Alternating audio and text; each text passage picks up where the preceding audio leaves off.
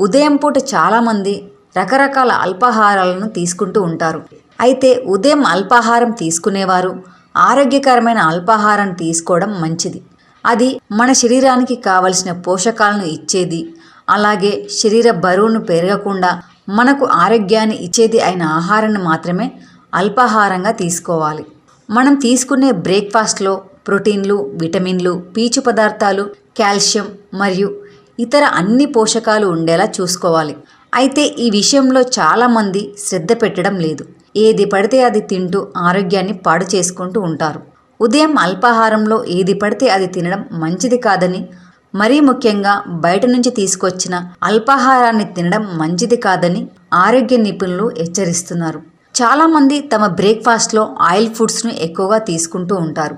పూరి, వడ, బోండా ఇలా ఎక్కువ నూనెలో తయారు చేసిన వాటిని అల్పాహారంగా తింటూ ఉంటారు. ఉదయం పూట ఆయిల్ ఫుడ్స్ని ఎక్కువగా తినడం వల్ల మన శరీర మెటబాలిజం తగ్గిపోతుంది.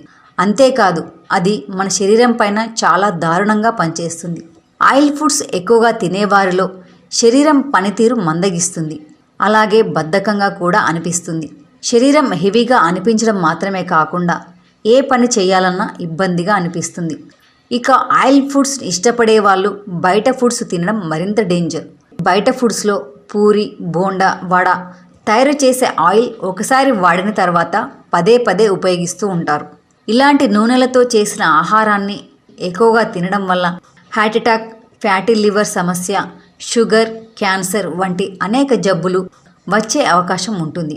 కాబట్టి ఆయిల్ ఫుడ్స్ బయట తినడం అస్సలు మంచిది కాదు.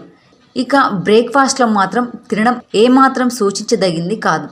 అప్పుడప్పుడు పూరి, బోండా ఇలాంటివి ఇంట్లోనే ఫ్రెష్ ఆయిల్తో తయారు చేసుకుని తింటే చాలా మంచిది. అలా కాకుండా బయట ఇష్టారాజ్యంగా తింటే మాత్రం ఖచ్చితంగా ఆసుపత్రిలో చేరాల్సి వస్తుంది.